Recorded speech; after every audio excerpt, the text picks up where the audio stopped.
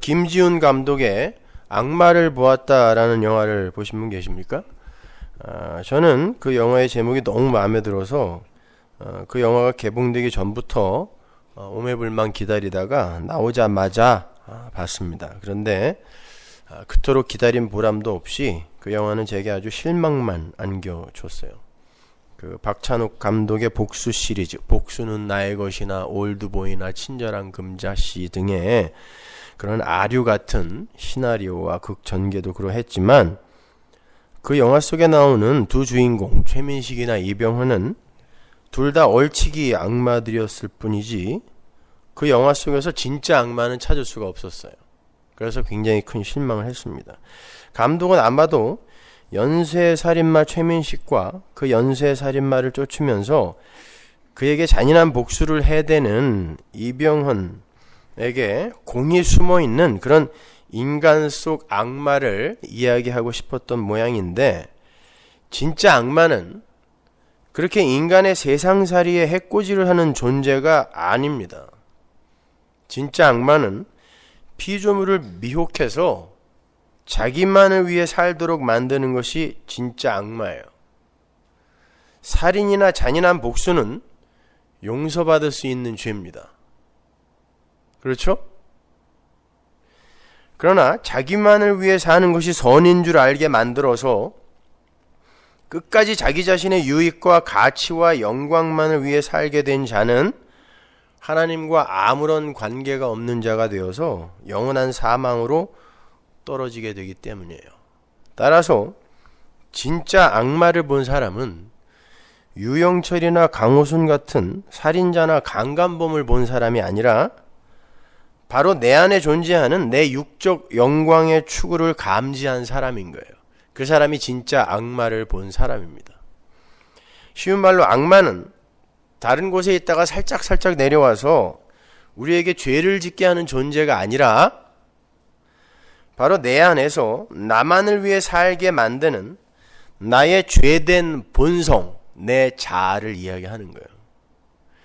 그런데 선악과를 따먹은 아담 속 군상들은 절대 자기 속의 악마를 볼 수 없습니다. 오히려 자기가 너무너무 대견하고 기특하죠.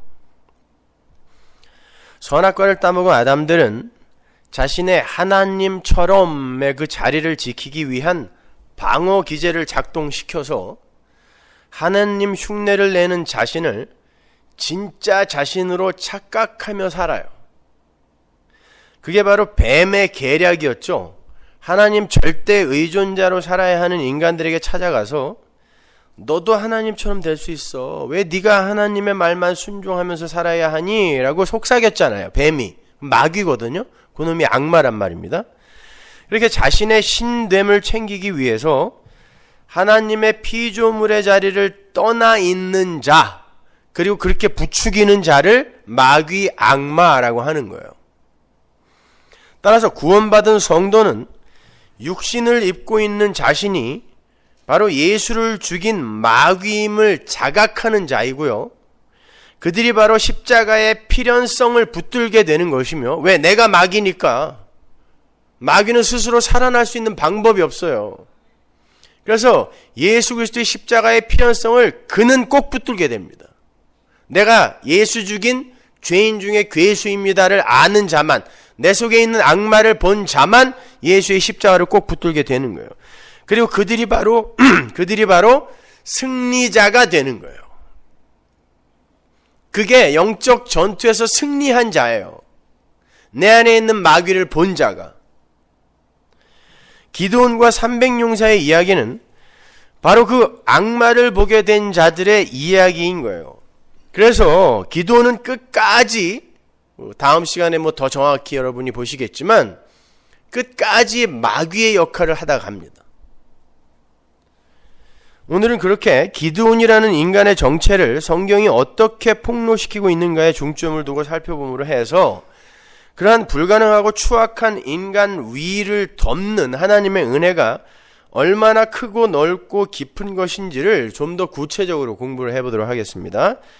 아마 다음 주까지 설명을 해야 기드온을 완전히 마귀로 폭로시킬 수 있을 것 같은데, 그리고 그런 마귀를 구원해내시는 하나님의 은혜가 엄청난 것인지 우리는 다음 주면 이제 확실하게 알게 될 거예요. 오늘은 그 맛배기만 보여드릴 거예요.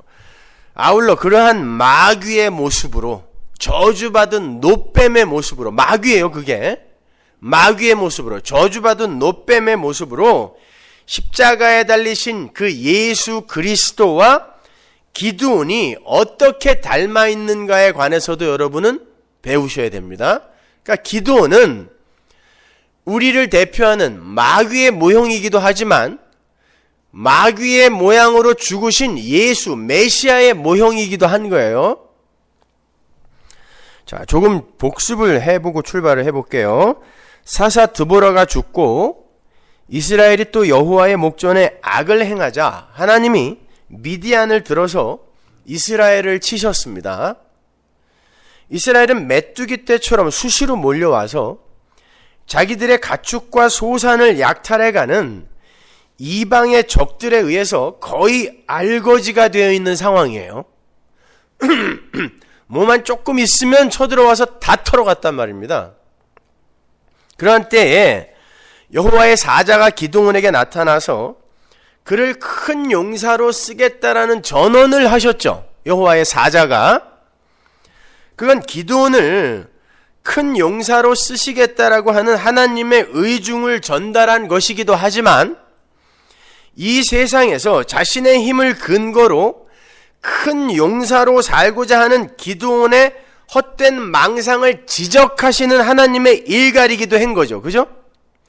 큰 용사야, 이건 내가 너를 나의 큰 용사로 만들 거야 라는 전언이기도 하지만 너 지금 이 세상에서 큰 용사로 살려고 하는데 네가 진짜 그게 큰 용사인 줄 알아?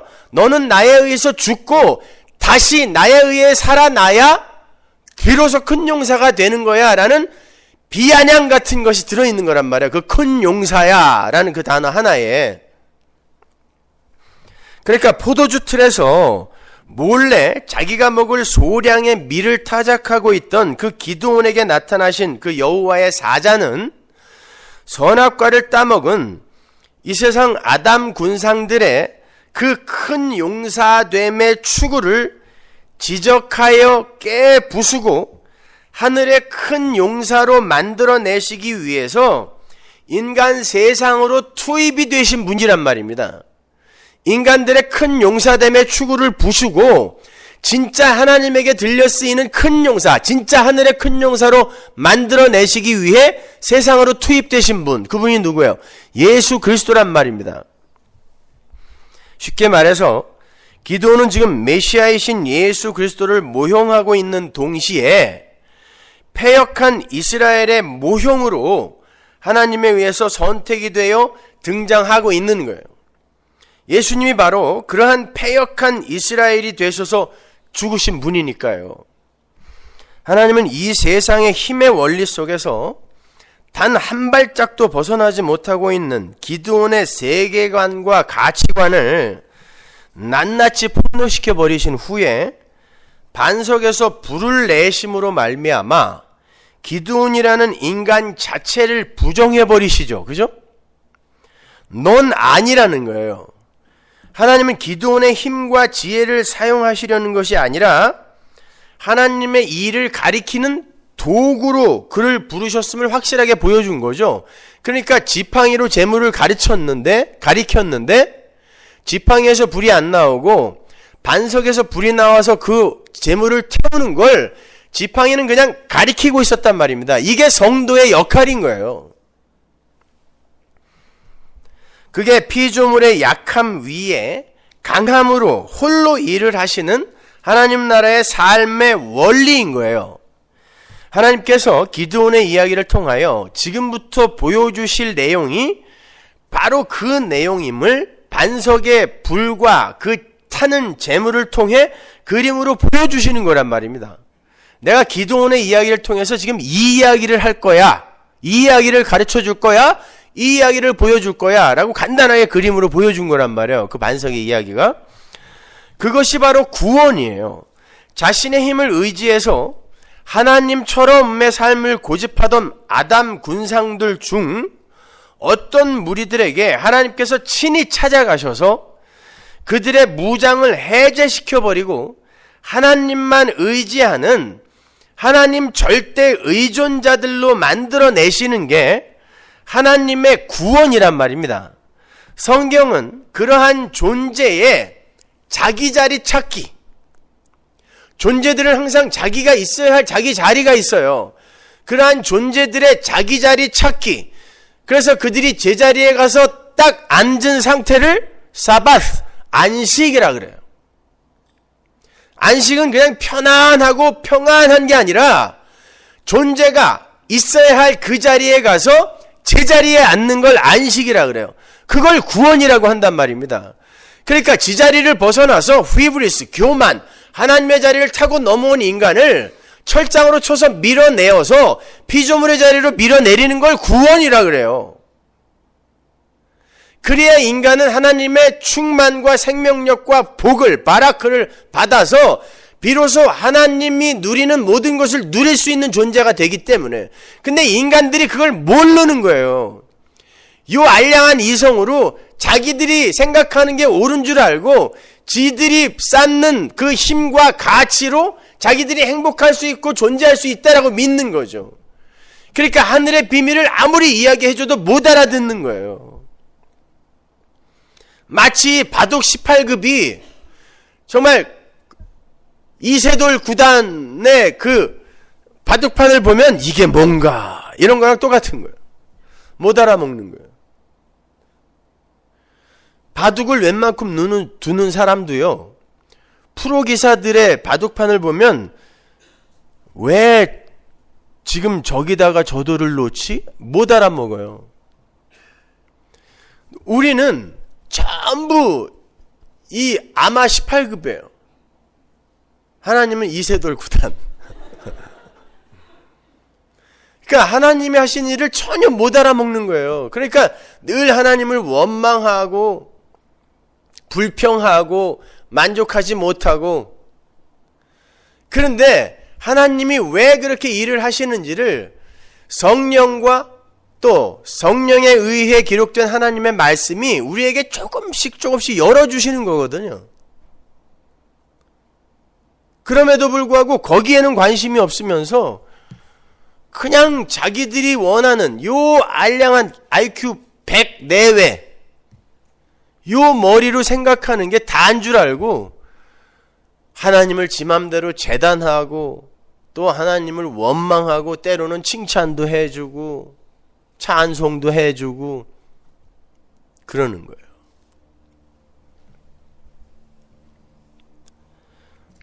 오늘 본문은 바로 그 구원의 이야기가 구체적으로 펼쳐지는 시작 지점이라고 할 수 있어요. 기드온은 분명 반석과 불의 체험을 한 뒤에 내가 여호와를 만났다라는 고백을 했죠. 하나님으로부터 안심하라, 두려워하지 말라, 죽지 아니하리라 라는 대답도 들었습니다. 직접. 그리고 그 말을 들은 뒤에 거기에 단을 쌓고 여호와 샬롬이라는 이름까지 지었어요. 야, 이게 샬롬이구나. 이게 평강이구나. 뿐만 아닙니다. 하나님의 명령을 받아서 자기 아버지 집에 있던 바알과 아세라상을 찍어버렸고 그 제단을 헐어버렸어요. 그건 그 동네 전체 거였거든요. 그러니까 나중에 동네 사람들이 다 찾아와갖고 누가 부셨냐고 따지는 거 아닙니까? 자기네 아버지 거만, 아버지 집에 있는 거라고 해서 지 아버지 게 아니었단 말이에요. 동네 전체의 우상을 헐어버린 거예요. 동네 사람들이 몰려와서 그 일을 행한 기드온을 죽이려 하자 기드온의 아버지가 뭐라 그래요? 과연 바알이 신이라면 그 바알이 직접 지 단을 헐은 자를 벌할 거 아니야? 그러니까 놔둬봐 그랬단 말입니다. 일리가 있죠? 참 머리 좋아요. 그러니까 할 말이 없는 거예요. 그냥 놔뒀더니 아무 일이 일어나지 않았어요. 그러니까 바알은 거기서 죽은 신임이 드러난 거예요. 없음이라는 게 드러난 거죠. 기드온이 그걸 봤단 말입니다.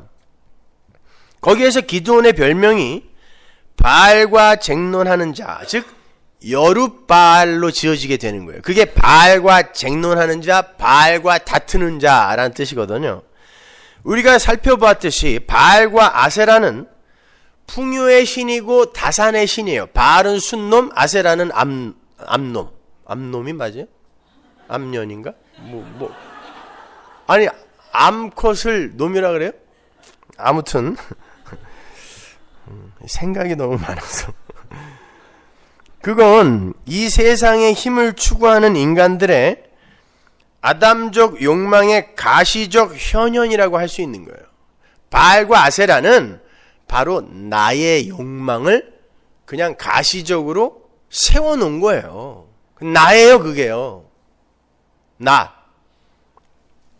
그러니까 그게 바로 기드온의 모습이었고, 기드온이 대표하고 있는 이스라엘의 모습이었으며, 그 이스라엘이 기능적으로 보여주고 있던 교회, 나의 모습이란 말입니다. 바알과 아세라가. 하나님의 전쟁은 그걸 부수는 거다를 보여주는 거예요. 그래서 시작하기 전에 그거부터 부수고 들어가는 것이죠.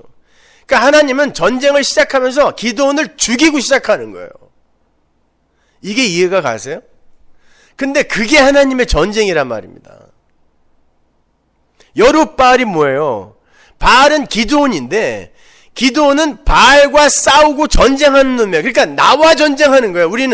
우리의 영적 전쟁은 밖에 있는 어떤 다른 존재와 싸우는 게 아니라 내 안에 있는 악마성과 싸우는 거예요. 그래서 제가 요한계시록 강의할 때 철장을 들고 백마를 탄 예수는 바로 나를 향해 돌진해 오는 분이라고 말씀을 드렸던 것입니다. 그러니까 하나님은 바알과 아세라의 단을 헐고 그 상을 찍으라는 명령을 하심으로 해서 내가 바로 너희 안으로 들어가서 그 일을 행할 것이다 라는 선전포고를 하시는 거예요. 그게 바로 기드온 전쟁의 실체입니다. 자, 그 정도 되면 이제 기드온은 하나님의 능력에 전적으로 의존해서 하나님이 이루실 일을 지켜보면 되는 거죠. 너무 많이 봤잖아요. 포도주 틀에서 그냥 살살살살 밀을 까고 있던 자기에게 찾아와서 여호와의 사자가 보여줄 거 다 보여줬잖아요. 직접 하나님의 음성도 들려주셨고 반석에서 불이 확 나와가지고 재물을 태우는 그런 표적도 보여주셨습니다. 그런데 오늘 본문을 보면 기드온이 또 하나님을 시험하죠. 어떤 시험이에요? 이번엔 이슬의 시험입니다. 기드온이 하나님께 내가 정말 이스라엘을 구원할 자라면 이라는 단서를 달고 하나님께 이슬을 내려서 확증해달라는 요구를 해요. 첫 번째는 이슬이 내려서 요 양털만 젖고 타작 마당은 다 마르게 해주세요. 그렇게 해줬어요. 두 번째, 한 번만 더 해주세요. 양털은 싹 마르고 타작 마당은 다 젖게 해주세요. 하나님이 그렇게 해줬습니다. 여러분, 기드온이 왜 그런 시험을 했을까요? 한번 생각해 보세요. 돌다리도 두들겨보고 가자. 여러분, 그 시점이 어떤 시점인지 아세요? 기드온이 성령을 받고요, 나팔을 불었습니다. 이스라엘아 모여라 그랬더니 이스라엘 지파가 왕창 모여 있었어요. 이제 기드온을 중심으로 전쟁이 시작되는 거예요. 기드온이 가운데 서고 이스라엘이 전부가 그를 보고 있었던 현실이거든요. 그때 이 인간이 하나님이 내 편이다를 자랑하고 싶었던 것입니다. 어때요? 인간들의 자기 가치, 자기 영광 챙기기에 이 집요함이 보이지 않습니까? 그 기드온을 욕할 게 아니라 그게 나란 말입니다. 나. 니네들 다 꼼짝 말하는 거예요. 하나님이 내 편이라는 거예요. 왜 하나님이 내 편이겠니? 니들보단 내가 나니까. 이거 보이고 싶은 것입니다. 그러니까 2번이나 시험한 거예요. 봤어? 혹시 못 본 놈이 있을지도 모르구나. 야, 한 번 더 봐. 하나님을 이렇게 이용한 거예요. 자기의 가치와 영광을 드러내기 위해서. 사사기 6장 34절 보세요. 여호와의 신이 기드온에게 강림하시니, 이건 우리가 다음 주에 한번 살펴볼 건데, 여호와의 신이 기드온에게 강림하셨다라는 요 말은 여호와의 신이 기드온을 옷 입혔다예요. 직역을 하면, 히브리 원어로 보면은. 근데 요 여호와의 신으로 옷 입어야 하는 자가 나중에 엉뚱한 것으로 옷 입는 것입니다. 요 기드온의 이야기에 요 아주 극명한 대조거든요. 기드온이 나팔을 불매 아비에셀 족속이 다 모여서 그를 쫓고, 기드온이 또 사자를 온 므낫세에 두루 보내매 그들도 모여서 그를 쫓고, 또 사자를 아셀과 스불론과 납달리에 보내매 그 무리도 올라와서 그를 영접하더라. 이렇게 이스라엘이 자기를 중심으로 모여 있을 때에 이스라엘에게 자기를 드러낸 거예요. 하나님은 뭘 죽이시는 거예요? 여호와의 전쟁을 통하여 바로 그걸 죽이는 거란 말입니다. 그러니까 지금 이 여호와의 전쟁, 미디안과의 전쟁의 초입에 이 기드온의 그런 악마성, 마귀적 속성을 여실히 확 드러내 주시는 거예요. 내가 지금부터 그거 부신다는 것입니다. 그리고는 나중에 결국 횃불하고 항아리, 꽹가리, 나팔 이런 거 든 기드온, 13만 5천 앞에 300명의 기드온으로 완전히 묵사발 내버리는 것이죠. 이렇게 이스라엘 전체 앞에서 자기를 자랑하던 자를 하나님이 밀고 내려가서 결국에는 항아리하고 횃불 든 바보로 만들어 버리는 것입니다. 네가 그렇게 빈 그릇이 돼야 너는 비로소 존재가 되며 너는 비로소 거기에서 가치를 챙길 수 있다는 걸 보여주는 거예요. 그게 기드온의 이야기인 것입니다. 오늘날 성도라는 사람들이 성경 지식이나 심지어 십자가까지도 자신들의 힘을 과시하는 데 사용하는 것과 다르지 않죠? 성역 공부를 많이 한다는 개혁주의 교회들, 우리 교회도 다르지 않지만 재수 없죠? 많이 알아요. 많이 알고 그리고 굉장히 깨끗하게 사는 것 같아요. 근데 같이 5분을 얘기를 못하겠어. 재수 없어서. 괜히 기분 나쁘고, 그걸 파워 기독교를 욕하면서 자기가 갖고 있는 성경 지식이나 자기가 갖고 있는 착한 삶을 또 다른 파워로 사용하는 거예요. 그게 기드온이지 뭡니까? 지금 하나님이 나에게 찾아오셨다라는 것을 감사함으로 찬송하는 게 아니라 그걸 이용하여 자기를 드러내고 있잖아요. 뭐가 달라요? 그게 초대교회 때도 그대로 나타났다니까요. 대표적인 교회가 어딥니까? 고린도 교회 아닙니까? 고린도 교회에 수많은 은사들이 있었습니다. 거기다가 아주 훌륭한 성경 지식들을 갖고 있었어요.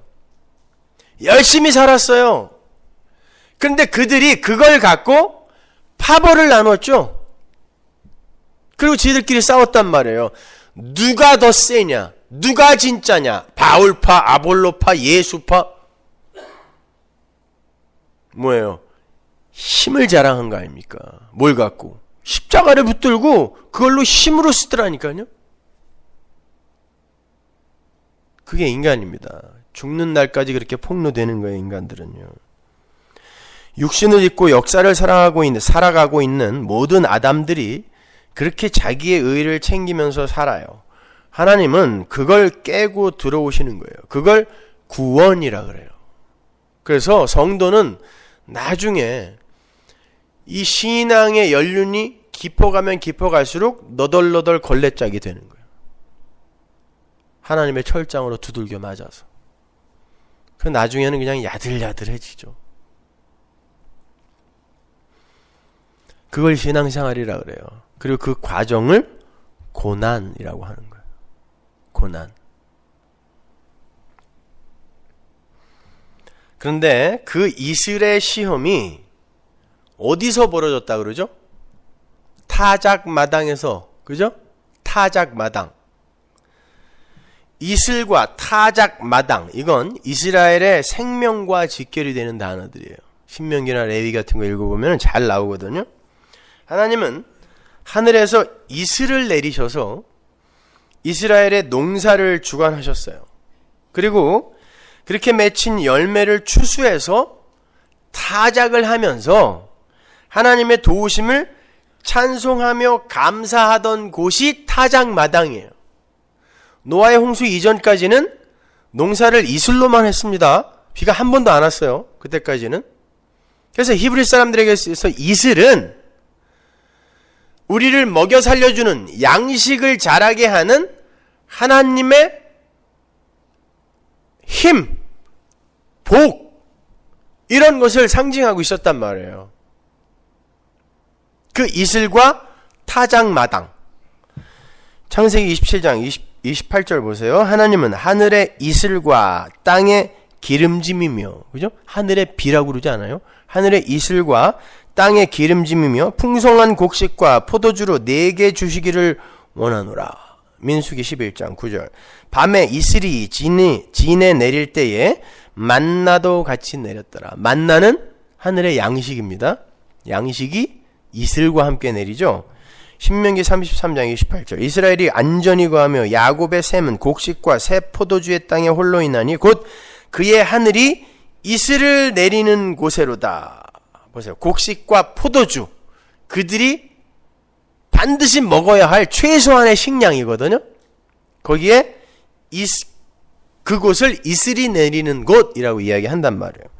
이렇게 하나님의 이슬은 이스라엘이 먹고 생명을 유지할 양식을 맺게 하는 하나님의 은혜예요.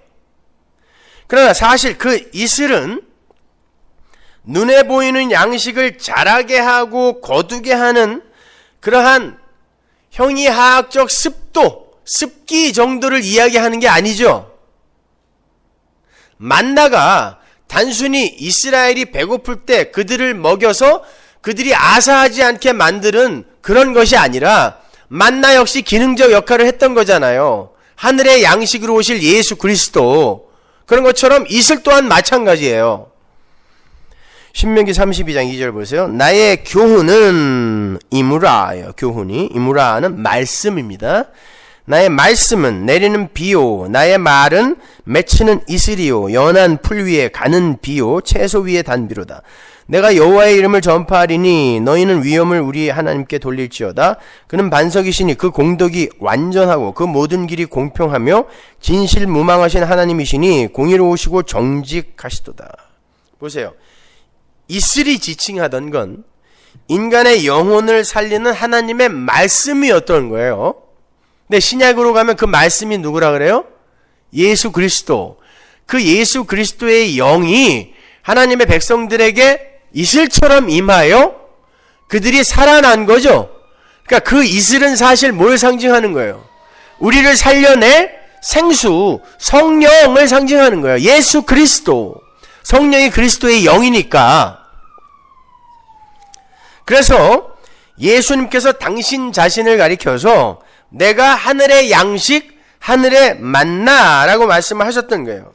따라서 이스라엘이 이슬에 의해 열매를 맺고 추수를 하고 타작을 하는 그런 그림은 예수 그리스도의 은혜로 아무런 공로 없이 구원을 얻게 되는 새 창조의 현실의 그 모형인 거예요. 이슬과 타작마당은 하나님이 주시는 은혜로 말미암아 열매가 맺히게 되는, 오직 은혜에 의해서 열매가 맺히게 되는 추수, 그러니까 추수한 것들이 이제 알곡으로 거두어지는 타작마당, 그건 새 창조의 현실을 보여주는 거예요. 이슬과 타작마당은. 그래서 4절에 여호와는 반석이시고 그의 공덕, 그 공덕은 일이거든요. 여호와의 일은 완전하시다라는 말이 붙어 있는 거예요. 완전하시다. 여호와의 일이 완전하다라는 건 거기에 다른 이들이 보탤 것이 없다라는 그런 뜻이에요. 그게 이슬과 타작마당의 이야기란 말입니다. 그러나 기드온은 그 이슬이 갖고 있는 진리를 알지 못하고 그 이슬로 말미암게 되는 이 세상 양식에만 관심을 갖고 있었던 사람이에요. 하나님이 그를 부수는 거거든요. 그러니까 기도는 그렇게 계속 폭로가 돼야 되는 거예요. 그래서 그 타작마당에서 이슬로 하나님을 시험하는 거예요. 하나님, 내가 원하는 이 세상의 그 양식, 그게 인간들의, 이 인본주의 속을 살아가는 인간들의 생명이잖아요. 세상의 양식이 힘이잖아요. 그것이. 그거 우리에게 회복시켜 주려고 하는 건 맞죠? 라고 물어보는 거예요. 타작마당의 이슬은. 그게 뭐였어요? 이스라엘의 민속 메시아 사상이었잖아요. 와서 다윗왕국 회복시켜 줄 건 맞죠? 라고 물었는데 예수님이 아니야 그랬더니 죽여버린 거 아닙니까?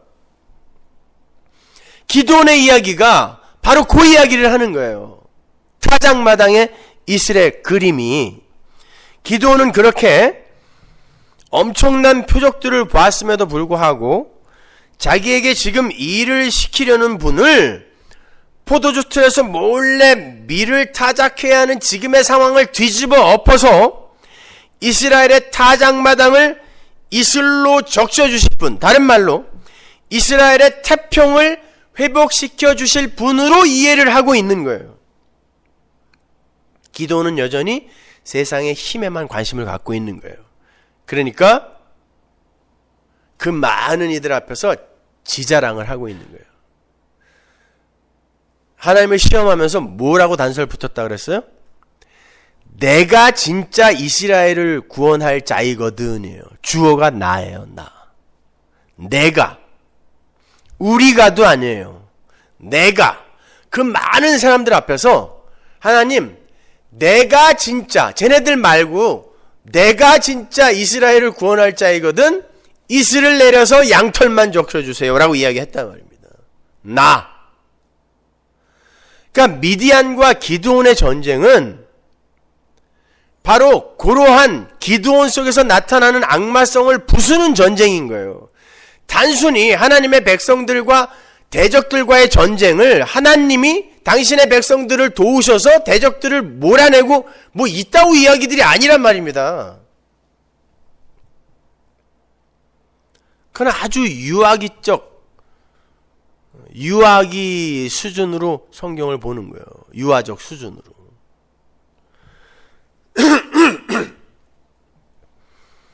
하나님은요, 그러한 기드온의 시험에 순순히 응하세요. 그렇다고 하나님께서 기드온의 기대처럼 이스라엘의 육적이며 세상적인 필요를 채우시겠다는 뜻으로 그 시험에 순순히 응해 주신 것이 아닙니다. 그러한 하나님의 응대는, 인간의 기대는 그러할지라도 하나님은 당신의 뜻을 따라서 그들의 육적 기대를 부수어 버리심으로 말미암아 영적 생명에 관여하시겠다라는 역설의 응대였던 거예요. 너희들은 그렇게 타작마당의 이슬을 갖고 너희들의 육적 욕망과 욕구와 기대를 충족하려고 하는데, 나는 내 방식대로 그걸 부수고 하늘의 이슬로서 말씀으로 예수 그리스도로 말미암아 진짜 열매와 소산을 만들어내고 말 거야를 보여주는 거예요. 그러니까 이스라엘과 미디안의 전쟁은 여전히 육적 자아에 대한 기대를 놓지 못하는 기드온과 하나님과의 전쟁인 것이고, 교회와 하나님과의 전쟁인 거예요. 그걸 구원이라고 그래요. 하나님은 유기될 자, 선택받지 못한 자들과 전쟁하지 않으세요. 하나님은 당신의 백성과 전쟁하신다니까요.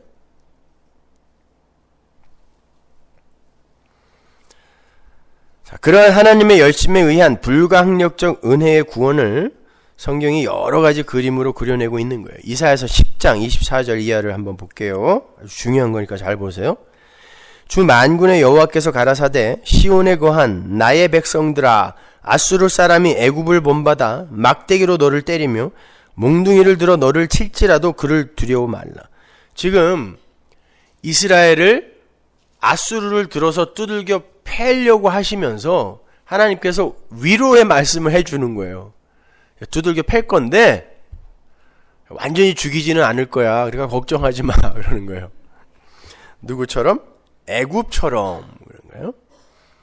내가 불구에 내게는 분을 그치고 노를 옮겨 그들을 멸하리라 하시도다. 만군의 여호와께서 채찍을 들어 그를 치시되 오렙 반석에서 미디안 사람을 쳐 죽이신 것 같이 하실 것이며. 보세요. 이사야서에서 지금 사사기 7장의 내용을 인용해다 쓰고 있죠. 이게 사사기 7장 25절을 그대로 인용해다 쓴 거거든요. 이게 미디안과 기드온의 전쟁의 이야기예요. 이게.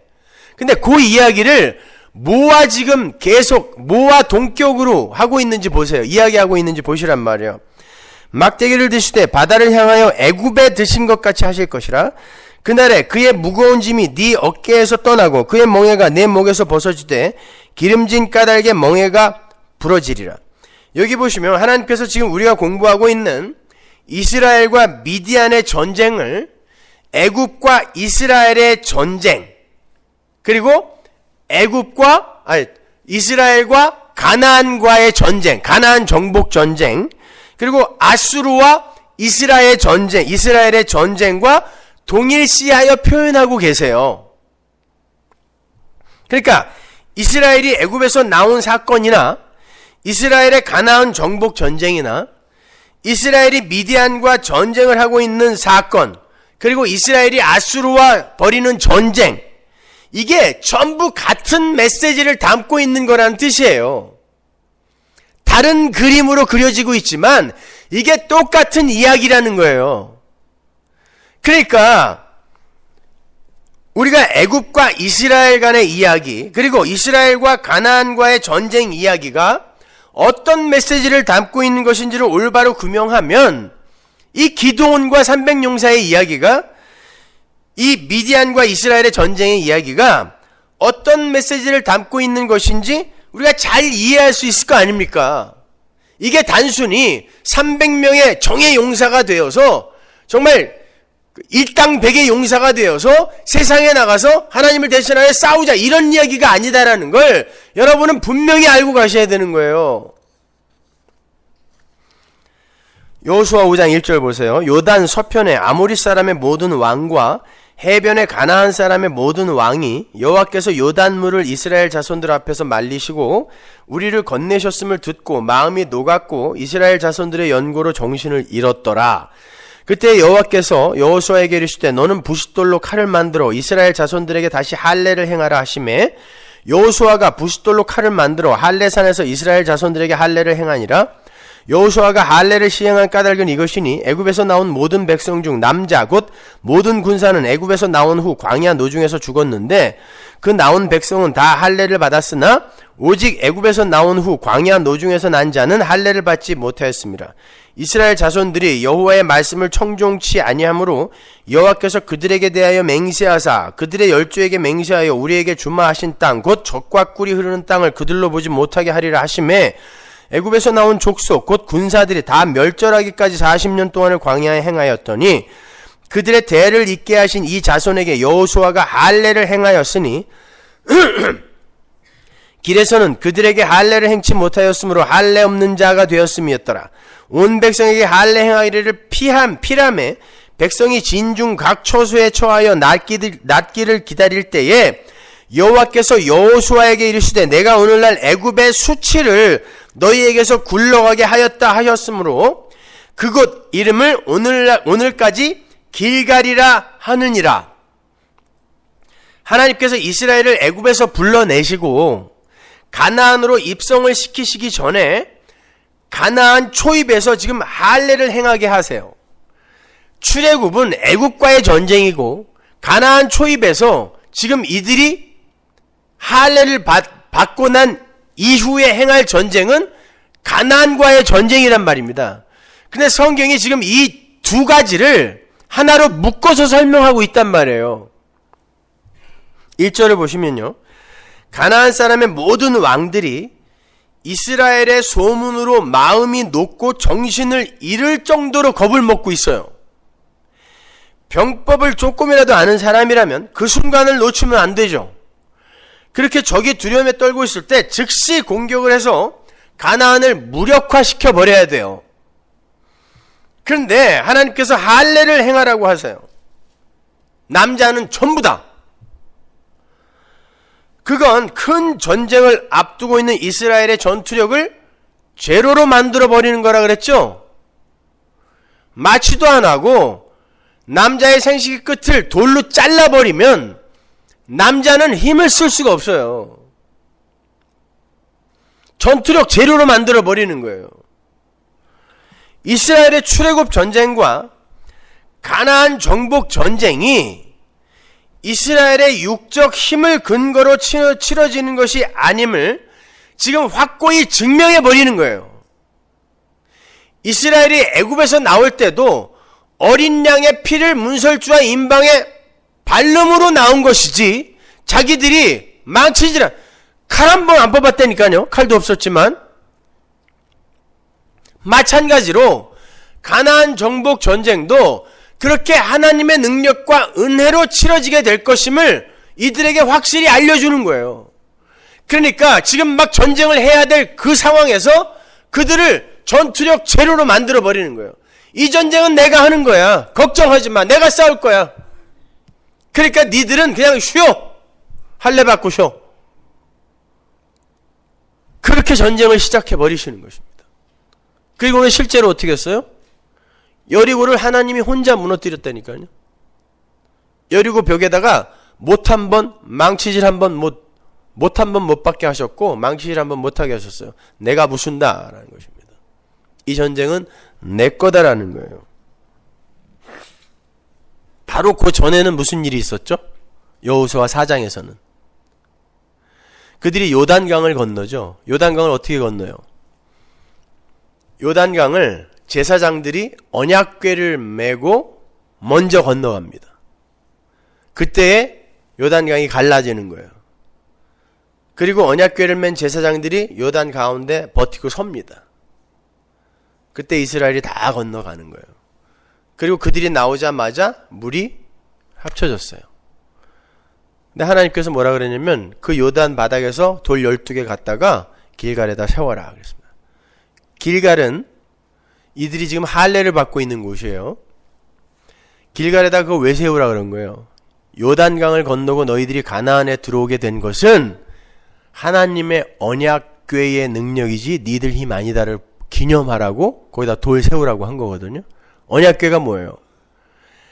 인간들의 범죄 행위가 예수 그리스도의 피, 보혈로 말미암아 가리워지고 그것을 하나님이 내려다 보시는데 인간들의 범죄 행위가 어린 양의 피에 가려져서 안 보이는 거. 그래서 하나님은 그 당신의 택한 백성들의 죄를 어린 양의 피를 통해서 보시기 때문에 아들로 여겨주시는 거죠.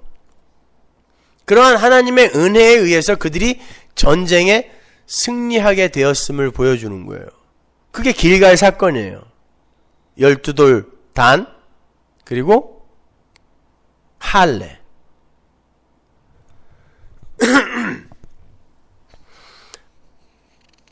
여호수아 4장 20절 보세요. 여호수아가 그 요단에서 가져온 12돌을 길갈에 세우고 이스라엘 자손들에게 일러 가로되 후일에 너희 자손이 그 아비에게 묻기를 이 돌은 무슨 뜻이냐 하거든 너희는 자손에게 알게 하여 이르기를 이스라엘이 마른 땅을 밟고 이 요단을 건넜습니다.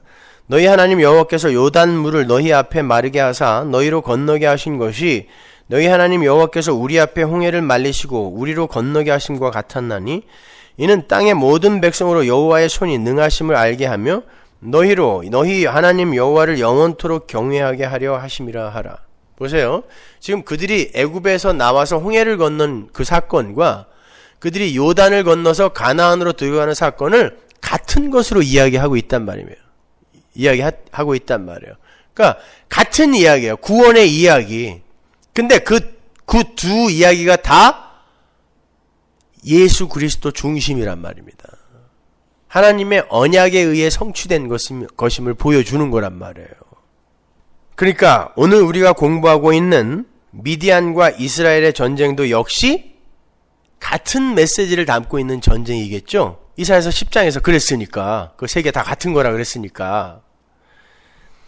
그런데 이스라엘이 가나안 초입에서 가나안과의 정복 전쟁을 치르기 전에 할례를 행하고 있는 거예요.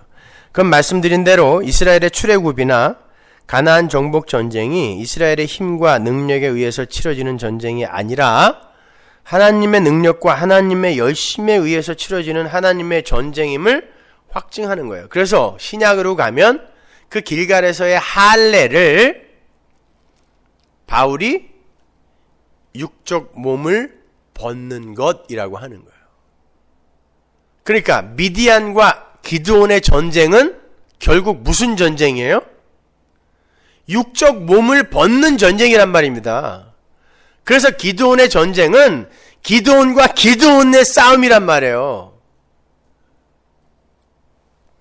골로새서 2장 11절 보세요.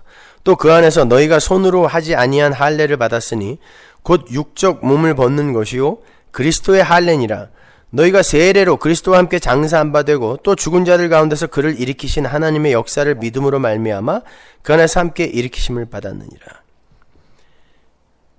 육적 아담의 죽음, 그것이 할례예요. 근데 그것이 가나안과 이스라엘의 전쟁의 본질이었단 말이에요. 그리고 애굽과 이스라엘의 전쟁의 본질이었던 거고 미디안과 기드온의 전쟁의 본질이었단 말입니다.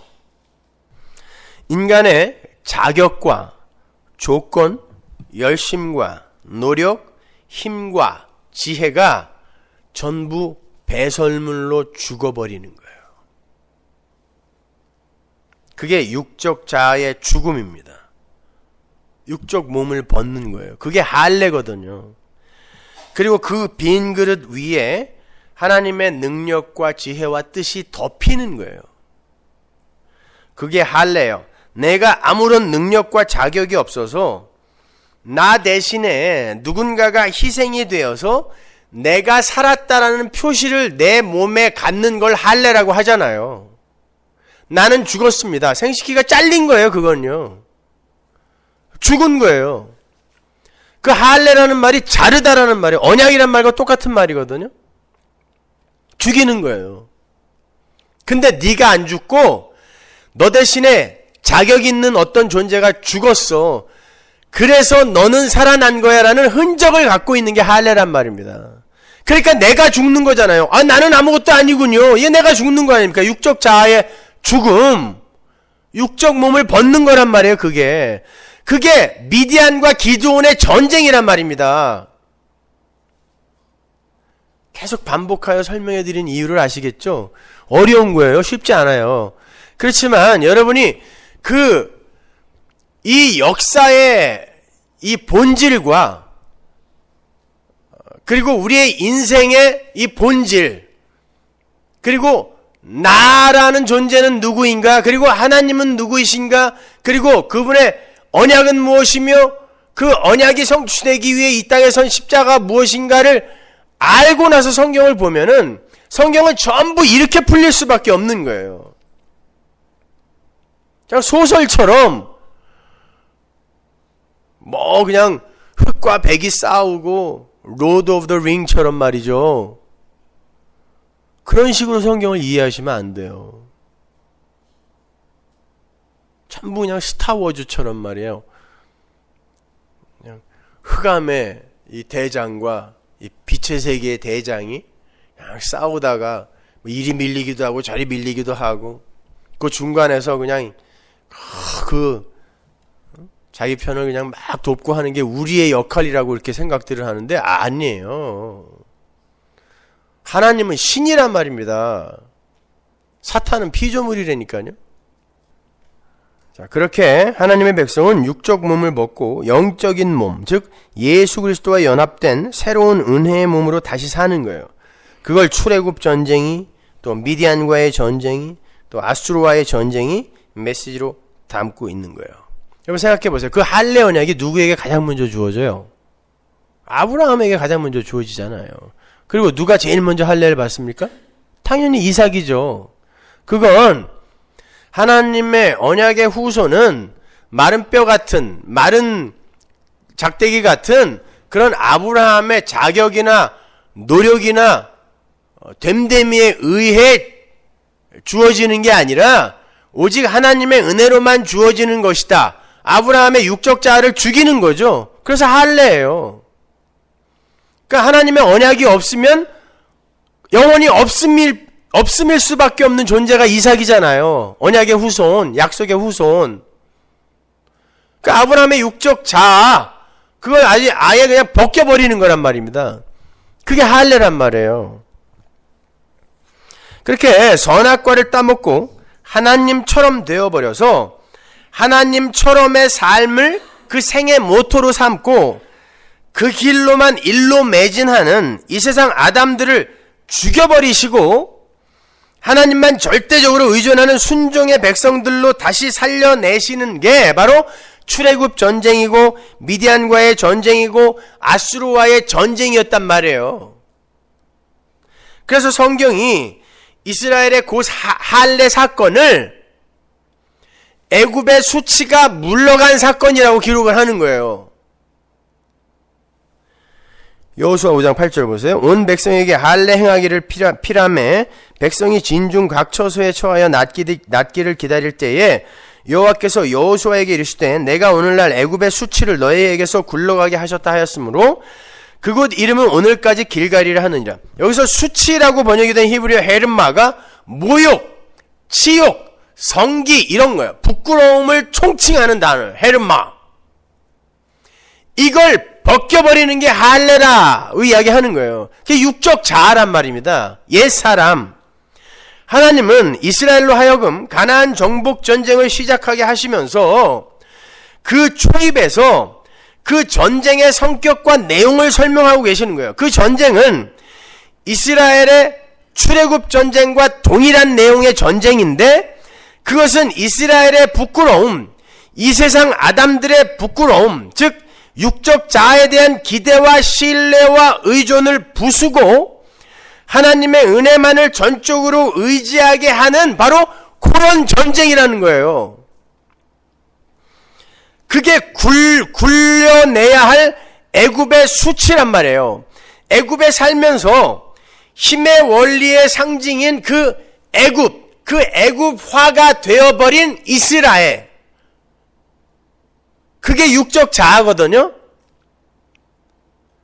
그거를 잘라 죽여버리는 게 바로 할례다. 그래서 애굽의 수치가 굴러갔다예요.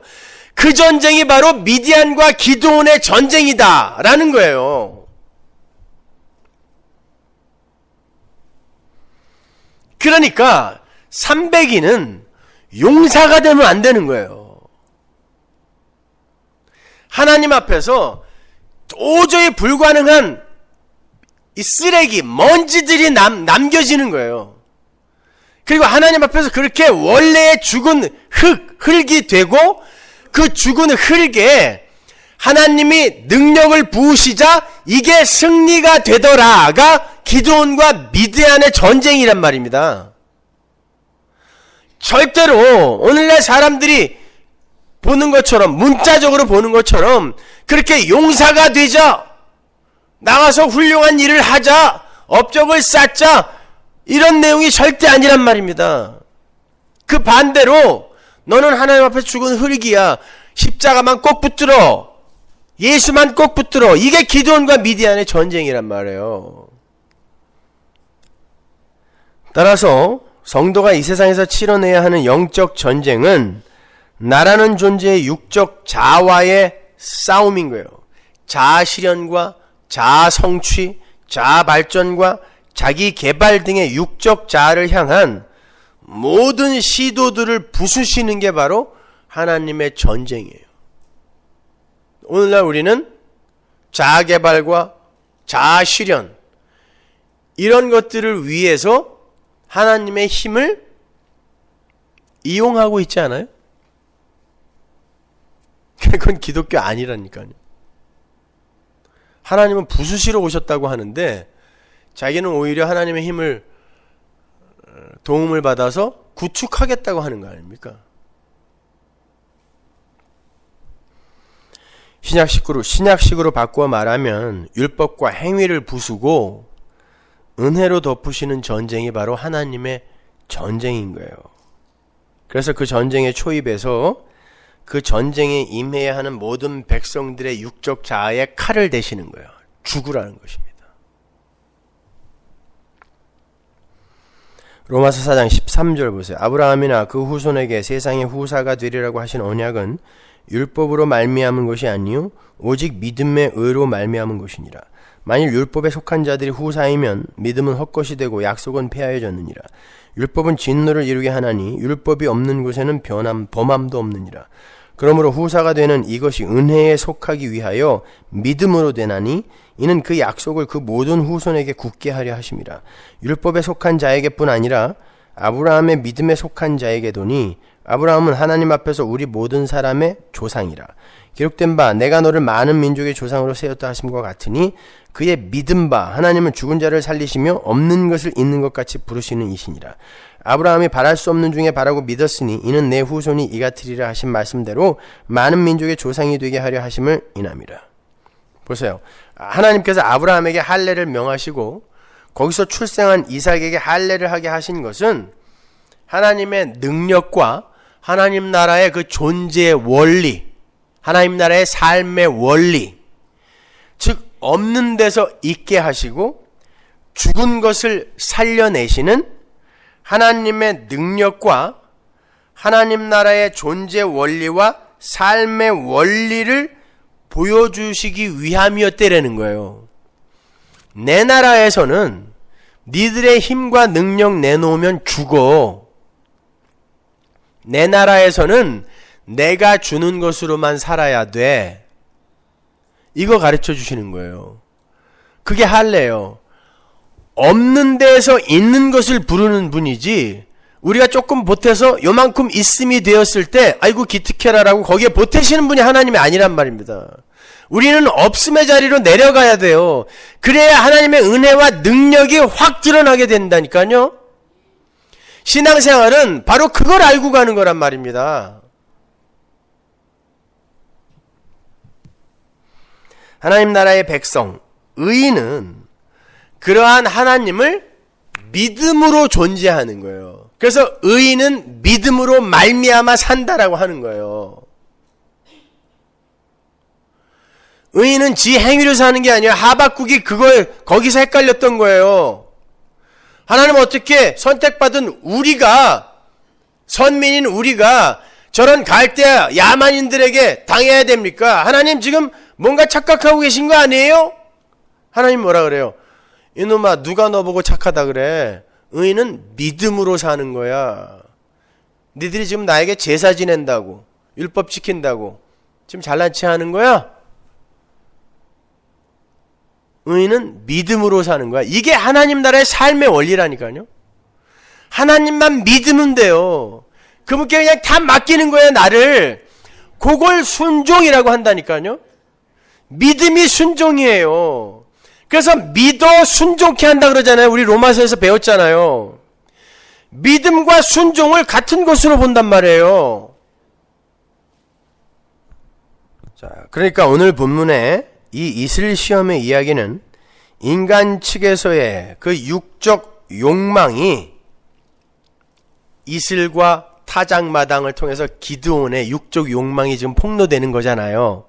그 육적 욕망이 폭로되는 현장인과 동시에 하늘의 은혜, 하늘의 이슬로만 그들을 살려내시는 하나님의 열심이 그러한 아담들의 욕망을 부정하시고 오직 당신의 열심으로만 승리를 쟁취해내시고 열매를 내실 것임을 보여주는 그런 그림인 거예요.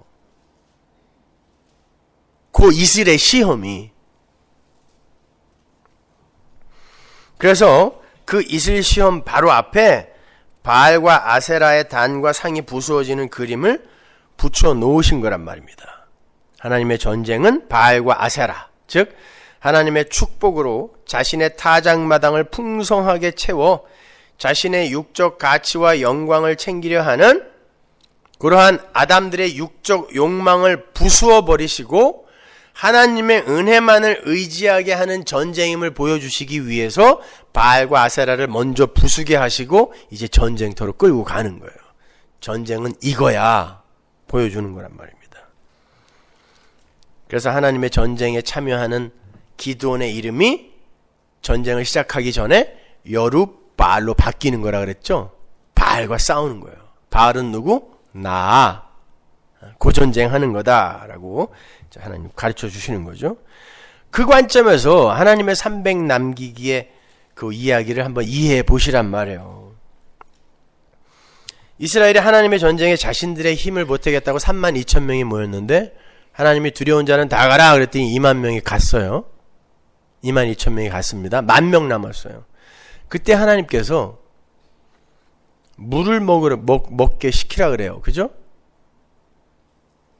그런데 거기에서 사방 경계를 하면서 물을 딱 떠서 마신 300명만 남기고 그냥 털퍼덕 엎드려서 물을 마신 9,700명은 집으로 보냈어요.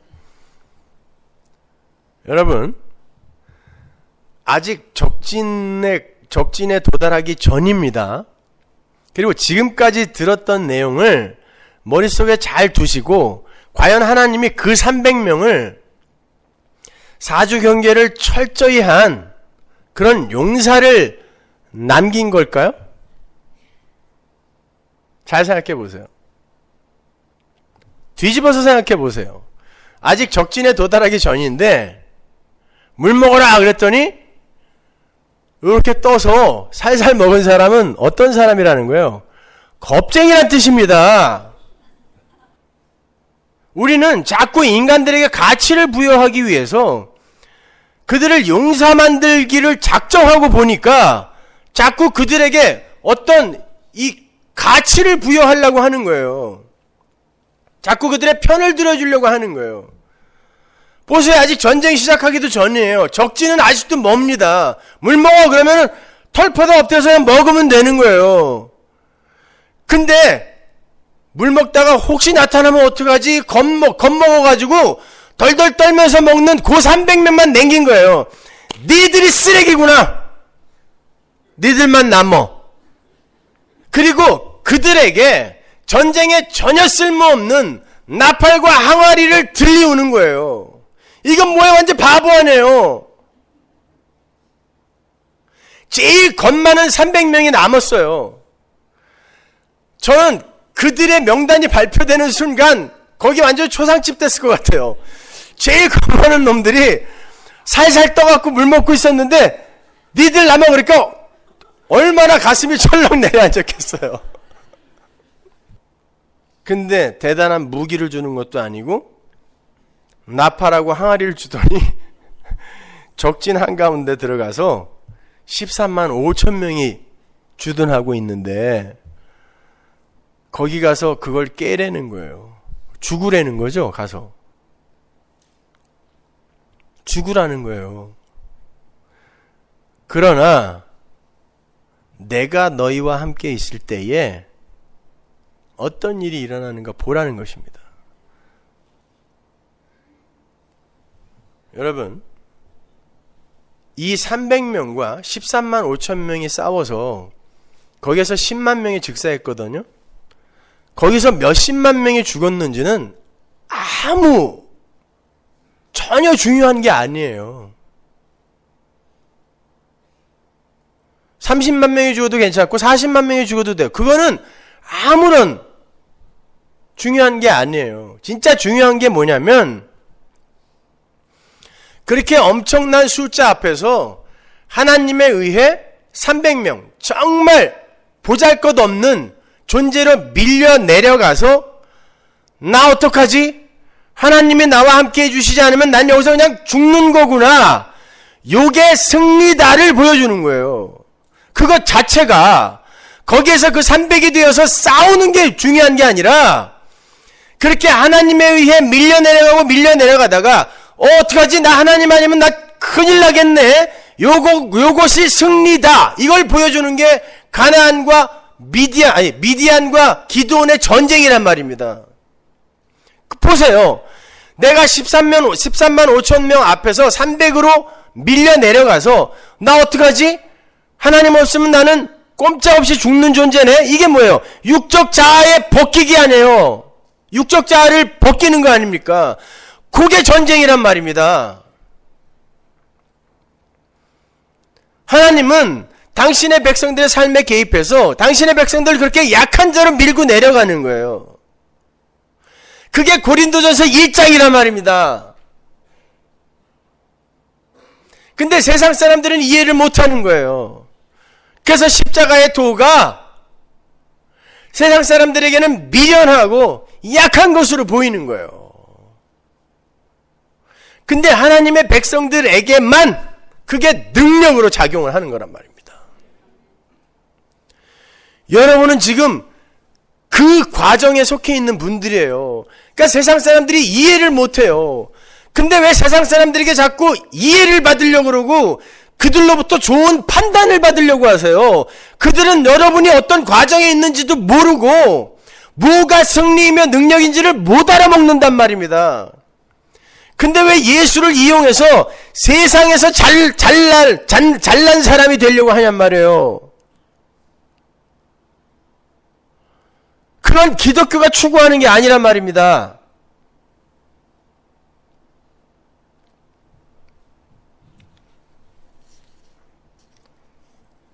고린도전서 1장 26절 보세요.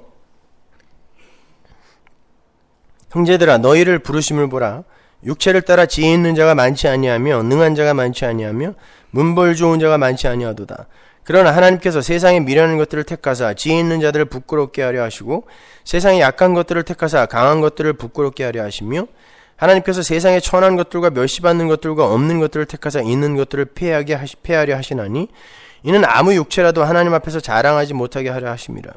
너희는 하나님께로부터 나서 그리스도 예수 안에 있고 예수는 하나님께로서 나와서 우리에게 지혜와 의로움과 거룩함과 구속함이 되셨으니 기록된 바 자랑하는 자는 주 안에서 자랑하라 함과 같게 하려 함이니라. 여러분 보세요.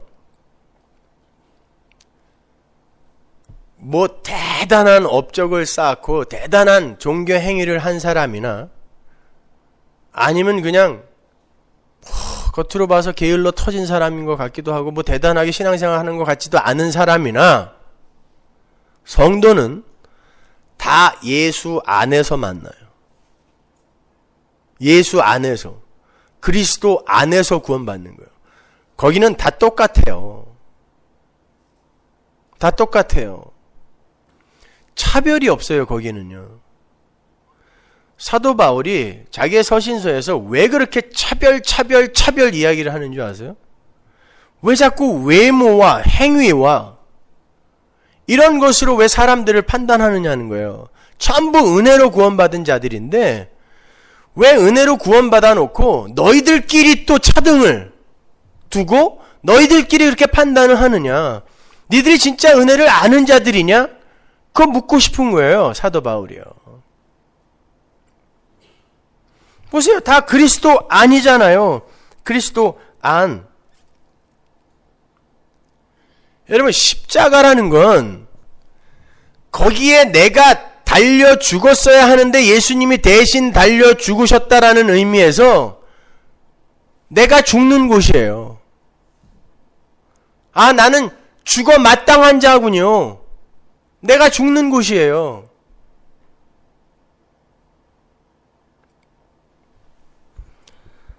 아울러서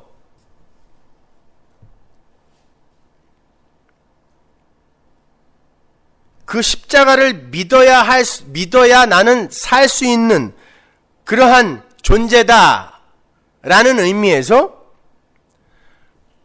또 옛사람의 그 무력함과 무용함이 발각되는 장소예요. 또 그러니까 이래저래 십자가를 정말 아는 이들은 그 앞에서 그 어떤 자랑도 할 수가 없어요. 내가 죽어야 할 자리에 예수님이 대신해서 죽으신 거고 나는 그 예수의 죽으심을 믿어야만 살 수 있는 존재니까 거기다가 뭘 보태서 살 수 있는 존재 아니야. 그걸 믿어야만 살 수 있는 존재니까 우리는 그냥 다 동일한 거예요.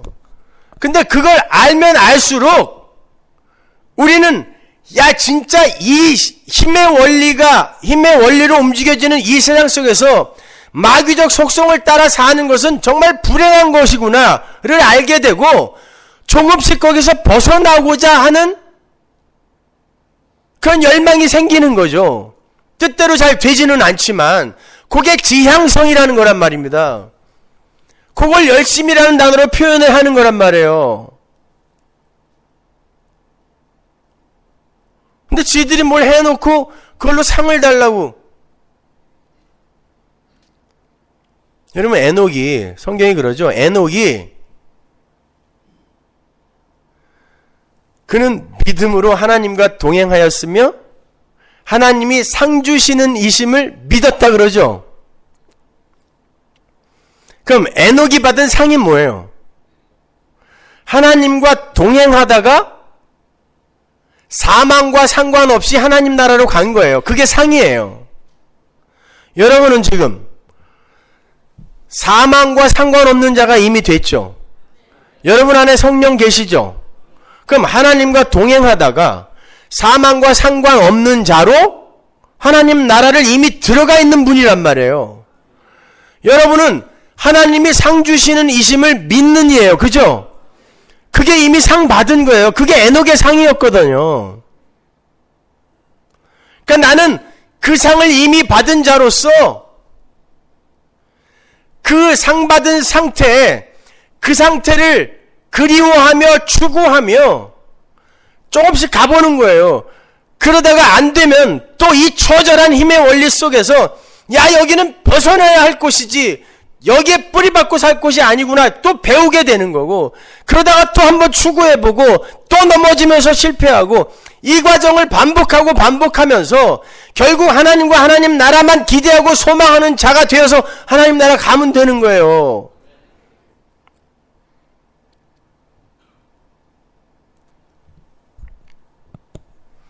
그러니까 여러분은 그냥 맞습니다. 하나님, 내가 예수 죽인 자 맞습니다. 제가 제 욕망, 하나님처럼의 그 삶, 신됨의 삶, 용사됨의 삶, 그 삶 추구하느라 제가 예수 죽인 놈 맞습니다. 제가 악마네요. 제가 마귀네요. 이 고백하고, 하나님, 그런데 어떻게 이 마귀 같은 놈을 살리기 위해 아들을 죽이셨습니까? 이 사실 찬송하고 가면 돼요. 그러니까 악마를 본 자, 진짜 악마를 본 자, 자기 안에 존재하는 그 진짜 악마를 본 자만 구원받은 자예요. 근데 이 마귀 새끼들이 이렇게 상을 달라고 하는지 모르겠어요. 지 안에 있는 악마를 봤다며 그 악마는 잠시 숨겨두고 뭔 소리들 하는 거냐고요, 그게. 우리는 상 받을 존재가 아니라니까요. 준다고도 자꾸 벗어서 던지잖아요. 면류관을 자꾸 24장로가 하나님께 벗어 던지는데 그게 우리의 모습이어야 돼요. 내가 죄인 중에 계수인데 제가 이거 어떻게 씁니까, 하나님? 하나님이 다 해주신 건데 제가 이거 어떻게 씁니까? 라고 벗어 드려야 되는 게 성도인데 그게 요한계시록의 성도 아니었습니까? 근데 삐져가지고 말이죠. 쟤는 금면류관이고 왜 나는 나무면류관이에요? 왜 나는 개털모자예요? 지금 그거 갖고 지금 싸우고 있는 거 아닙니까, 이게? 상급 운운하는 게. 아니요. 하나님 앞에서 제가 죄인 중에 괴수 맞습니다. 죄인 중에 대장. 그 고백할 수 없는 사람은 천국 못 갑니다. 여러분은 반드시 그 자리를 밀려 내려가게 돼 있어요. 하나님, 저 이 항아리하고 꽹가리 나팔 들고 제가 어떻게 여기서 살아남습니까? 하나님 도와주세요 라는 요 300의 자리로 밀려 내려가지 않으면 여러분 절대 하나님과 연합이 안 돼요. 완전히 비워진 그릇에만 하나님이 담길 수 있어요. 그렇다고 되지도 않는 그런 고백을 억지로 만들어내라는 게 아니에요. 하나님이 분명 여러분을 그리로 밀고 내려가실 때 원망하거나 당황하지 마시라고 말씀드리는 거예요. 기독교는 거기에서 벗어나는 게 기독교가 아니라니까요. 오히려 하나님께서 그렇게 나를 밀고 내려가실 때 그래, 이게 성도의 삶 맞지. 힘들지만 맞는 삶이니까 감수해야지 뭐. 요걸 인내라고 하는 거예요. 뭐 대단한 무슨 뭐 의지를 발동하여 참고, 아니요, 하나님이 그냥 살려두시는 거예요. 그때 그냥 살아있으면 돼요. 그걸 그냥 인내라고 해요. 죽지 않고 살아있으니까. 그래서 제가 지피지기면 백전백패라고 하는 거예요. 나를 알고 하나님을 알면 내가 하나님 앞에서 백전백패하게 돼 있어요. 그런데 그게 진짜 하늘의 승리예요. 근데 우리는 자꾸 하나님까지 이겨먹으려고 한다니까요. 그게 야곱과 하나님과의 야복강가에서 씨름이었어요. 근데 하나님이 환도뼈를 쳐서 죽여버리는 게 우리의 승리란 말이에요. 하나님의 승리를 쟁취해서 우리에게 선물해 주셔야 돼요. 내가 이기려고 하면 안 된단 말입니다. 요걸 헛갈리시면 안 돼요, 여러분. 고린도전서 1장 18절, 십자가의 도가 멸망하는 자들에게는 미련한 것이요 구원을 얻는 우리에게는 하나님의 능력이라. 기록된 바 내가 지혜 있는 자들의 지혜를 멸하고 총명한 자들의 총명을 폐하리라 하였으니, 지혜 있는 자가 어디 있느뇨? 선비가 어디 있느뇨? 이 세대에 변사가 어디 있느뇨? 하나님께서 이 세상의 지혜를 미련케 하신 것이 아니뇨? 하나님의 지혜에 있어서는 이 세상이 자기 지혜로 하나님을 알지 못하는 거로 하나님께서 전도에 미련한 것으로 믿는 자들을 구원하시기를 기뻐하셨도다. 유대인은 표적을 구하고 헬라인은 지혜를 찾으나 우리는 십자가에 못 박힌 그리스도를 전하니 유대인에게는 거리끼는 것이요 이방인에게는 미련한 것이로되 오직 부르심을 입은 자들에게는 유대인이나 헬라인이나 그리스도는 하나님의 능력이요 하나님의 지혜이니라. 하나님의 미련한 것이 사람보다 지혜 있고 하나님의 약한 것이 사람보다 강하니라. 전도에 미련한 것. 십자가는 세상 사람들에게 있어서 미련한 거예요. 너는 아무것도 아니라 그러고, 넌 계속 세상에서 지게 될 거라 그러고, 그게 자기 부인이니까. 네가 죄인 중에 괴수라 그러고. 여러분, 그런데 누가 교회 오겠습니까? 그냥 가먼이설로 우리 교회 가면요, 찬양팀도 멋있고요, 밥도 맛있고요, 또 목사님이 기도해 주시면 병도 막 낫고요, 또 기도만 열심히 하면 문제가 다 해결이 돼요. 매주 간증하는 사람이 한 명씩 나와요. 와보세요. 사기죠, 이건요. 그렇게 끌어 모아 놔봐야 그건 교회가 아니에요. 선교 마찬가지예요. 가끔 뭐 바리바리 싸들고 가서 그냥 애들한테 먹이고 입히고, 그 돌아올 때는 그냥 애들이 좀 안 울어주나, 애들이 많이 울어주면 성공인 걸로 착각하고, 그거는 침공이라고 하는 거예요. 침략. 그냥 아무것도 모르고 잘 사는 애들한테, 잘 살던 애들한테 가갖고 허황된 꿈만 부풀려고 오는 거죠. 예수 믿으면 네가 못 가진 그런 걸 이렇게 갖게 된단다. 봐, 내가 가진 걸 너희들이 갖고 왔잖아. 애들은 1년 동안 그거 부러워하면서 그 선생님들 그리워하는 거예요. 예수를 그리워하는 게 아니라.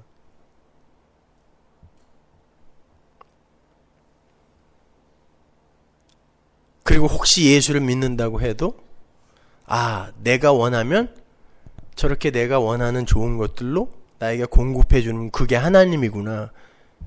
이게 무당 잡교 전하는 거예요. 전도는 미련한 거라니까요.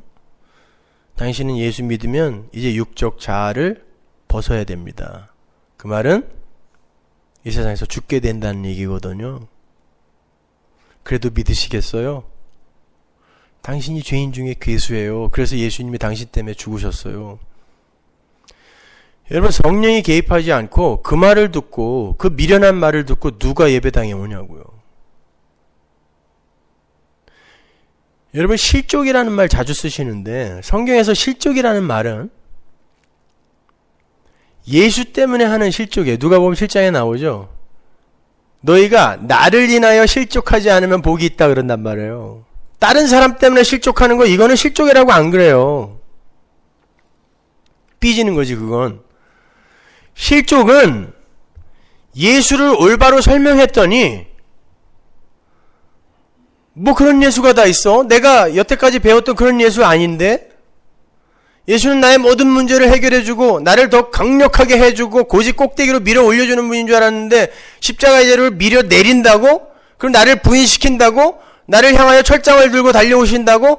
야, 그게 뭐냐? 이게 걸림돌이에요. 이게 거치는 돌입니다. 이게 미련한 거예요. 이걸 실족한다 그래요. 나 그런 거면 안 믿어. 이게 실족이에요. 그러니까 십자가 복음을 올바로 이해하지 못하고 예수를 엉터리로 알고 있는 거, 이게 실족이라니까요. 그렇게 실족하지 않는 자가 복이 있도다예요. 근데 대부분의 사람들이 그런 복음을 던지면 실족해요. 이게 뭐야? 그래서 좋은 이야기를 해주는 곳으로 떠나가죠. 아닙니다. 여러분, 예수 믿는 건 여러분이 13만 5천 명 앞에, 그 멋진 자들 앞에 횃불과 항아리 든 어릿광대의 모습으로 서는 거예요. 쪼다의 모습으로 서는 것입니다. 그리고 그걸 덧붙여서 승리를 쟁취해내시는 하나님의 영광이 드러나는 그런 삶을 여러분은 사셔야 돼요. 다른 거 기대하지 마세요. 예수 믿는 거 그렇게 호락호락하지 않습니다. 그래서 예수님이 니들이 흘린 눈물은 내가 닦아준다 그러시는 거예요. 천국에 올 때 니들이 이 세상에서 흘린 눈물은 내가 닦아줄게. 그리고 내가 그 눈물을 닦는 그 순간 너희들의 눈에서는 이제 다시는 눈물이 흐르지 않을 거야. 말씀해 주신 거예요. 따라서 여러분 이 세상에서 많이 우셔야 돼요. 예수 믿는 것 때문에. 내 이 육적 자아가 부정되어가는 그 과정 속에서 야, 예수 믿는 거 참 힘들다. 어렵다. 그러나 이게 사는 길이라니 그래, 기뻐하면서 가자. 이렇게 가는 거예요. 누가 예수 믿는 게 쉽다 그래요? 늘 기쁘다고요? 천만의 말씀. 항상 기뻐하라는 건 그런 말이 아니라 그랬죠, 제가요. 많이 힘들 거예요. 많이 외롭고 또 많이 고립감도 느끼고 그렇게 사시게 될 겁니다. 그러나 하나님이 또 예수가 여러분과 함께 계시다는 것을 잊지 마시고 살아계시면 돼요. 그럼 하나님이 여러분의 목적지까지 잘 이끌고 가실 겁니다. 기도하겠습니다.